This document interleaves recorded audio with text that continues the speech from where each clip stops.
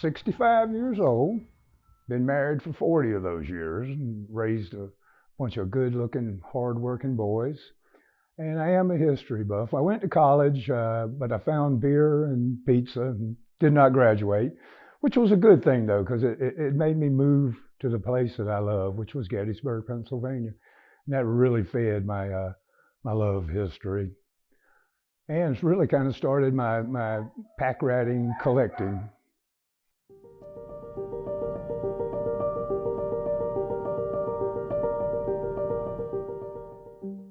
In my memories, it always starts with the sound of keys. Magic chicken. Mm-hmm. Chicken was already unlocked. Every time he opens his roll-top desk, it's like turning to the first page of an exciting and sprawling novel. My brothers and I have felt this way since we were kids, when we would crowd around Dad and plead with him to tell us more about this strange collection of items he's been curating since before any of us were born. There's no organization or hierarchy to any of it. Bits and pieces of our family history are mixed with American and world history. The irreverent is valued just as much as the sacred. Precious memories sit next to items whose significance isn't quite known. Adding to my eternal fascination over this is the fact that Dad is one of the least materialistic people I know, just one of the many qualities I admire about him. So recently, we sat down, and I asked him what drives him to continue collecting this junk, as he calls it. Some things are family related, some things are just off the wall, but I don't collect just one thing. I find weird stuff. This is a bottle of wild turkey that was brought to me by my wife in 1981. She got it on a flight going to San Diego. It's been in my desk since '81. Now, my biographer here, Mr. David Williams, has agreed to drink a toast upon my death with this, which I'm sure will probably bring his death on quickly after. I find it fascinating, and I love putting it in my desk. And my kids come by, and they love to take a look at the stuff, and I get to explain to them where I got it and what it means to me. This was a button I picked up at a thrift store, and I recognized it immediately because I've seen it in pictures before. It says, "I am an American." This was the button that was worn by Japanese Americans when they were taken to internment camps at the beginning of World War II.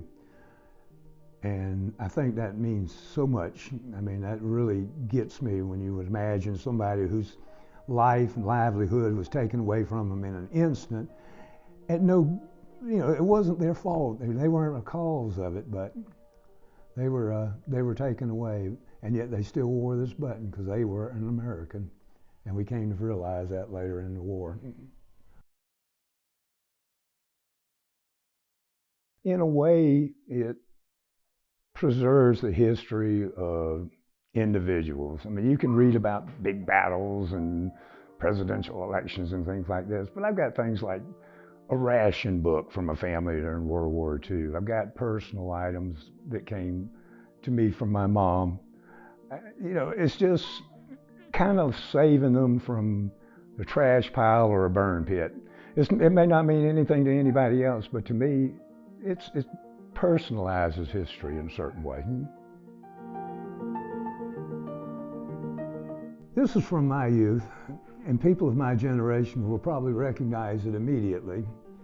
This was actually a roach clip from the days of marijuana use, which the mid to late 70s was a wonderful time. It got a lot of use, as you can tell, by the charred end. When we were kids, we didn't have all the video games and all the fun stuff kids have today, so we spent most of our time outside. And one of our favorite things would be to go to a freshly plowed cornfield, and we would find Indian arrowheads and pottery. I even found a large shark's tooth, and we live 80 miles from the coast, that just fascinated me. This little soldier, I had a cheap metal detector in my backyard here at my present residence, and when it went off and I dug this up, I was thrilled. This is a cast iron lead soldier. Looks like World War I. Wasn't my kids, wasn't mine, but some little boy who lived in this house previously would have played with that bad boy, and it has a place of honor in my desk. Mostly my prized ones are family related. And in fact, the one that probably means the most to me is the simplest one of the bunch. May I? Oh, please. This little jar has dirt in it from my childhood home, the pitcher's mound in particular. But this is where I grew up, played ball with my brother, our friends, till darkness would descend on us every summer evening. And I just wanted to take a little bit of it. We couldn't keep the house, my brother nor I. So I bottled up a little bit of my ancestral dirt. When I'd open my desk, there would be little hands and little eyes everywhere. And what's this, Granddaddy? What's this, Daddy? What's this? What's this? My grandkids are the same way. What's this, Granddaddy? What's this? Kids loved it. They were just curious to all the different items. They had no idea what most of them were, but you know, they had to ask the questions anyway. And it brought a smile to my face to kind of show them off a little bit too. This is a dove that was on my and my wife's wedding cake. I put it in my pocket that day, and it has been on the wedding cake of all of my children. So far, 4. I have 1 more to go. So the dove is waiting for that final cake, and then I'll find a nice little nest for her to stay in my desk forever. And then I found these. These are postcards from the liberation of Paris during World War II. Some excellent shots, snapshots in time. This $1.50 was the lunch money that was going to be sent with my youngest son on his last day of school. This is a postcard of a battleship going through the Gilliard Cut at the Panama Canal, who the chief engineer on the Gilliard Cut was my great-great-uncle David DuBose Gilliard. And if you listen to my mom, he single-handedly dug the canal with a shovel.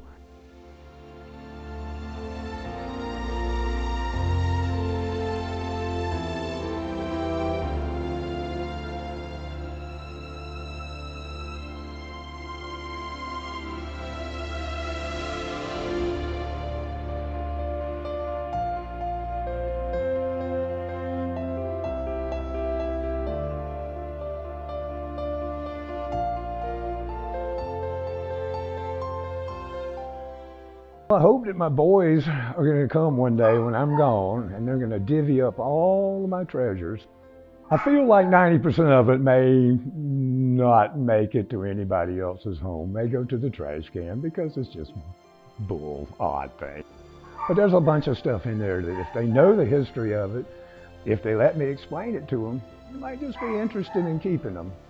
I really hope that's true, because I've been collecting this stuff since I was a kid, and it means a lot to me, and I hope it'll mean a lot to my children and my grandchildren.